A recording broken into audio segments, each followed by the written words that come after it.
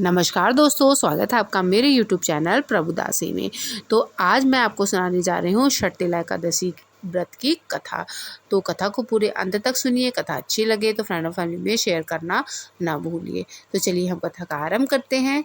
एक समय दलभय ऋषि ने पुलस्त ऋषि से पूछा कि हे महाराज, पृथ्वी लोक में मनुष्य ब्रह्म इत्यादि महान पाप करते हैं, पराये धन की चोरी तथा दूसरे की उन्नति देखकर ईर्ष्या करते हैं, साथ ही अनेक प्रकार के वैष्णों में फंसे रहते हैं, फिर भी उनको नरक प्राप्त नहीं होता। इसका क्या कारण है?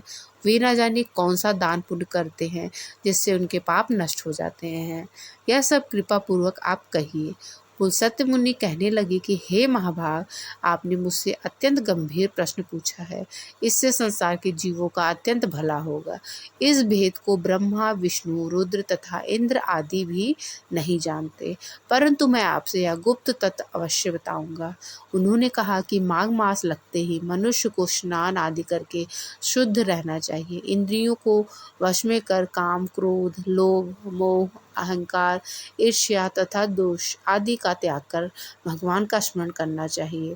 पुष नक्षत्र में गोबर कपास मिलाकर उनके कंडे बनाना चाहिए। उन कंडों से 108 बार हवन करना चाहिए। उस दिन मूल नक्षत्र हो या और एकादशी तिथि हो तो अच्छे पुण्य देने वाले नियमों को ग्रहण करें। स्नान आदि नित्य क्रिया से निवृत्त होकर सब देवताओं के देव श्री भगवान का पूजन करें और एकादशी व्रत धारण करें। रात्रि को जागरण करना चाहिए। दूसरे दिन धूप दीप नैवेद्य आदि से भगवान का पूजन करके खिचड़ी का भोग लगाएं। तत्पश्चात पेठा, नारियल, सीताफल या सुपारी का अर्घ देकर स्तुति करनी चाहिए कि हे भगवान, आप दीनों को शरण देने वाले हैं।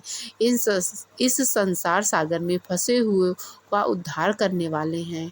हे पुंडरीकाक्ष, हे विश्वभावन, हे सुब्रमण्यम, हे पूर्वज, हे जगपते, आप लक्ष्मी जी सहित इस तुष अर्घ को ग्रहण करें। इसके पश्चात जल से भरा कुंभ ब्राह्मण को दान करें तथा ब्राह्मण को श्यामा गौ और तिल पात्र देना भी उत्तम है। तिल स्नान और भोजन दोनों ही श्रेष्ठ हैं।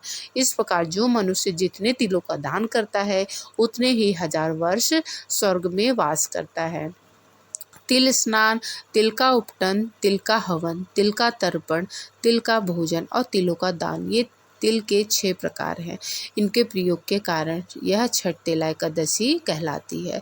इस व्रत के करने से अनेक प्रकार के पाप नष्ट हो जाते हैं।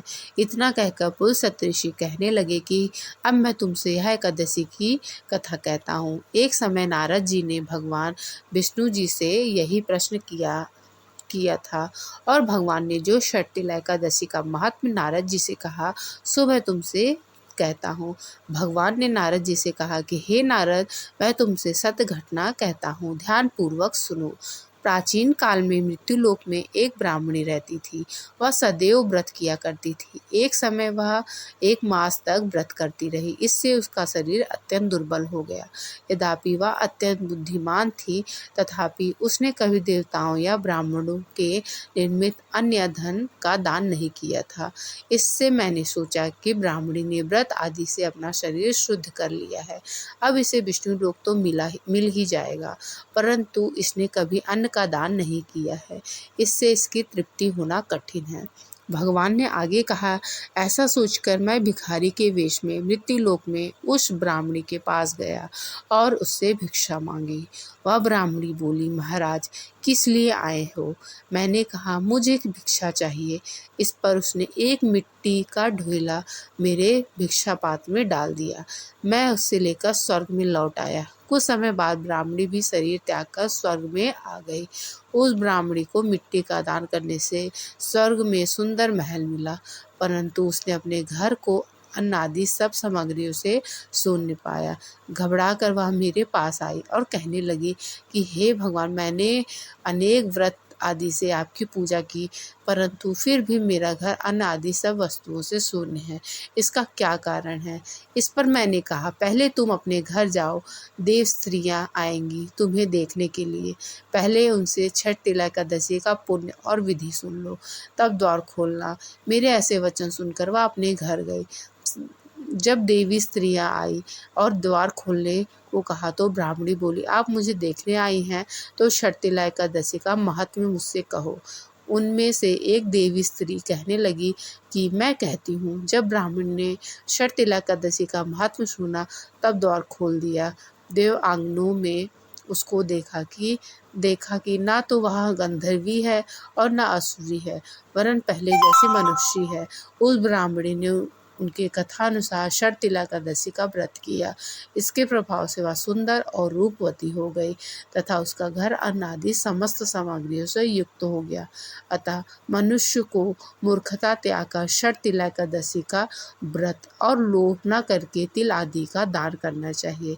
इससे दुर्भाग्य, दरिद्रता तथा अनेक प्रकार के कष्ट दूर होकर मोक्ष की प्राप्ति होती है। तो यहीं को मैं अपनी कथा को समाप्त करती हूँ। आशा करती हूँ आपको कथा पसंद आई होगी। तो चलिए मिलते हैं एक और नई वीडियो के साथ। तब तक के लिए जय श्री कृष्णा, राधे राधे।